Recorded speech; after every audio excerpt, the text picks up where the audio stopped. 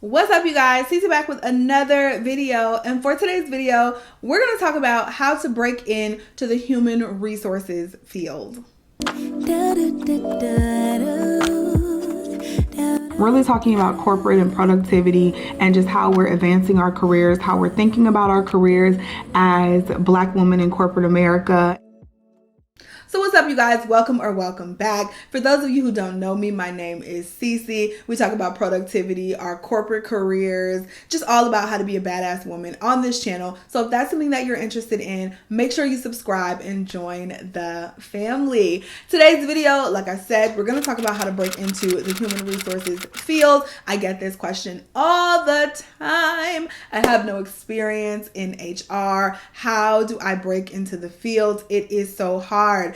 I have been in human resources for a little over 8 years now, and definitely a field that I feel like sometimes is a little harder to break into. However, it can be done. It's done every day. And if you take these strategic steps that I'm going to give you today, you are certain to land your dream job.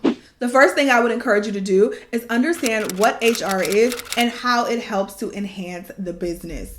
So previously, HR has been seen as the hirers, the firers, the department that pays people, and the party planners, right? Those are what you sometimes hear about human resources. But human resources is so much more than that. A lot of times, those different elements aren't even a part of our department. So human resources is, I feel like, more modern day times is being broken up at bigger companies into HR as well as ER, which is employee relations, and they come together to create the actual people team and the people space. And in that is included with payroll, recruiters, and all of those other different departments that make up the entire global people team. So if you see any job openings for a people partner or something like that, that is someone who is on the broader people team, which includes HR, which includes ER, again, which could include recruiters or anything like that. So keep that in mind. Make sure you know what you're looking for and you know what human resources does, because there are common misconceptions out there about what I do on a daily basis, and not just from like people on the street. I'm talking about from educated professionals who have no idea what exactly our department does. So for those of you who don't know, I now work on the ER side, so the employee relations side. And so I mean, my career has gone so many different ways. I have been an HR manager, I think, in 3 different positions at 3 different companies. I've been an HR manager, I've been an HR business partner, and I have been like even down to an HR generalist and an HR coordinator. Like I started there and worked my way up, and now I am an employee relations business partner. And so the best way I can describe what the difference is, employee relations is more of the reactive side of HR, and then the HR team is more of the proactive side. So the HR team is trying to help stop, help put things in place, put programs in place, so everyone as a whole is happy and they're not breaking the rules, right? But then when they break the rules, that's when I step in, and I am not only implementing discipline, but I am also trying to put policies in place and understand why they're breaking these rules and see what we can do to counteract that and stop that from happening. So we work very closely together with the HR team, but there's just so many different elements. So you have to do your research, not to mention every company operates differently. So when I was an HR business partner, I was called an HR business partner, but the employee relations and the human resources side were all in one job. So I was the proactive person and I was the reactive person for the functions that I supported. So understand the companies that you're applying for or the company that you're in, and understanding how that works goes so far. And those are great questions to ask when you are in an interview setting. Now, for these video purposes, I'm just going to say human resources, and we are going to be talking about the overarching people team, but human resources are also business partners. So previously, the human resource department was some ancillary department that sat on the side and told people how not to do things, right? But now we are strategic business partners. So when the business is trying to make a decision, HR is right there with them, being a thought partner and saying, well, have you thought about this? Have you considered this instead? And instead of just being on the outside waiting for the plans to come in and talk to them about, we are right there creating the plans with them.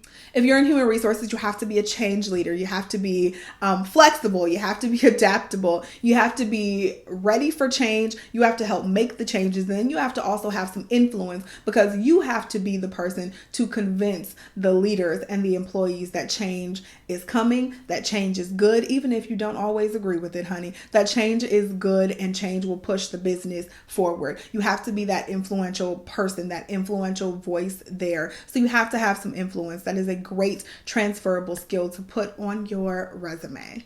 Again, just do your research, understand what it is you're getting into. I have clients a lot of times and I will ask, they'll say, I'm trying to get into HR. How do I do that? And I will ask them a simple question. Why do you want to get into HR? What is it that intrigues you? And they'll say, well, I want to help people. You can help people doing anything. Then why don't you want to be a doctor? You know what I mean? Why don't you want to be a nurse? They help people more than me probably. So why specifically HR? And there's never really an answer. So do your research and understand, why you want to get into it. If you're like, hey, I feel like, I just feel like it's a good job. There's always a need for it and I want to make money. Say that. You know what I'm saying? Don't say that to an interviewer. But I'm saying understand that that's your why and that's your reason. Don't try to come up with some elaborate reason why you want to be in HR. You know what I'm saying? Like, just understand what you're getting into would be my biggest thing. My second tip, you're going to hear this all the time, is to network. Reach out and expand your network. I'm talking through LinkedIn, through your current company, through old acquaintances, people you've worked with previously. Reach out and make sure you're keeping those connections and keeping tabs on those people. Networking is an amazing way to find your next opportunity. Let's say you're in a current company and you're like, man, I want to move into their HR department. How do I do that? Reach out to the HR manager, reach out to one of the HR generalists on the team, the HR coordinator, and just say, hey, what did you do to get into your position? How do I become you next year? You know what I'm saying? Make those connections. People are always willing to talk. I find that if you reach out to people, they are willing to talk. They are willing to give you all of the information that you need. You just need to ask. Don't be shy about making those connections. Everyone's trying to get somewhere and we can all learn from each other. Reach out to your family and friends. I'm sure you know someone who's in the field. Previous employees, previous employers, reach out to all of those people and just ask simple questions. People, again, are so willing to talk to you. You just have to be willing to ask. You could even reach out to total strangers on LinkedIn. You guys, I will be doing an entire LinkedIn series coming up where I'm going to talk about really how I'm optimizing my LinkedIn. I am getting 3, and my LinkedIn isn't even completely updated right now. It's on my to-do list, okay?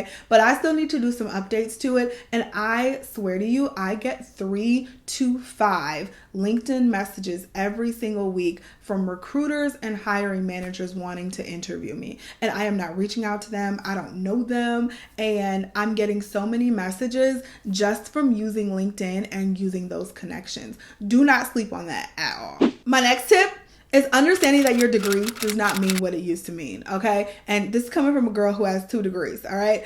Your degree just does not mean what it meant 10, 15, 20 years ago. It just does not mean the same thing. So if you don't have a degree, don't feel like you automatically need to go out to get a degree in order to get a job in the field that you want. And that's HR or any other fields out there. What I would do before you go out and try to get that degree is focus on certifications. So just like everything else, there are certifications in HR that you can get. There are some by SHRM, so the Society of Human Resources Management. They have several certifications that can be obtained, as well as, HRCI, Human Resource Certification Institute. I'm like, HRCI? HRCI. So I'll link those websites down below so you can check them out. But I have my certification through HRCI. I have a PHR, which is a professional and human resources certification. One of my goals this year is actually upgrade and get the SPHR, which is the senior professional and human resources certification. So I'll be looking at that this year and studying for that. But certifications go a long, long, long, long way. I promise you. So look into those resources first. Those are not free. They're definitely an investment. I want to say the test is like $400 for the PHR, but it's so worth it. And just having that on there states that you have knowledge of the human resources function.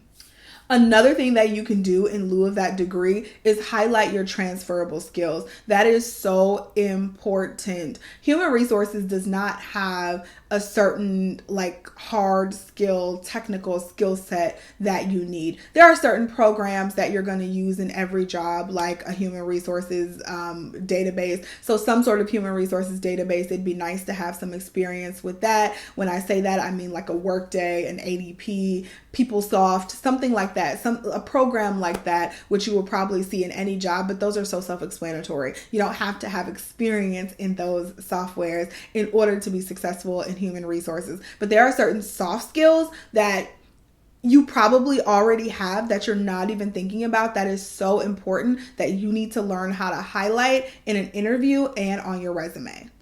Things that I do all day, every day that we've already talked about, being a change agent and being able to manage that change with employees and leadership, so important. Having influence as well, being flexible, having great communication skills, problem solving and critical thinking skills, a customer service mindset. And when I say customer service, I mean your leadership team and your employees. Those are your customers. So having a customer focused mindset is very important. So those are different skills that are like non-negotiable when you work in human resources, and definitely figure out a way to highlight those on your resume, in your past experiences. Understand how you've used those skills to your advantage and be able to talk intelligently to them. Speaking of resumes, that resume, I gotta be on point, baby. Okay. I feel like HR, we are the most critical on resumes. Like if I have a resume come to me for someone on my team, like I'm looking at that resume with a critical eye, because if you're going to be on my team, I feel like I want you to have attention to detail. That's another one of those transferable skills that you need. I want you to have attention to detail. And if you have typos on your resume, if you have misspellings on your resume,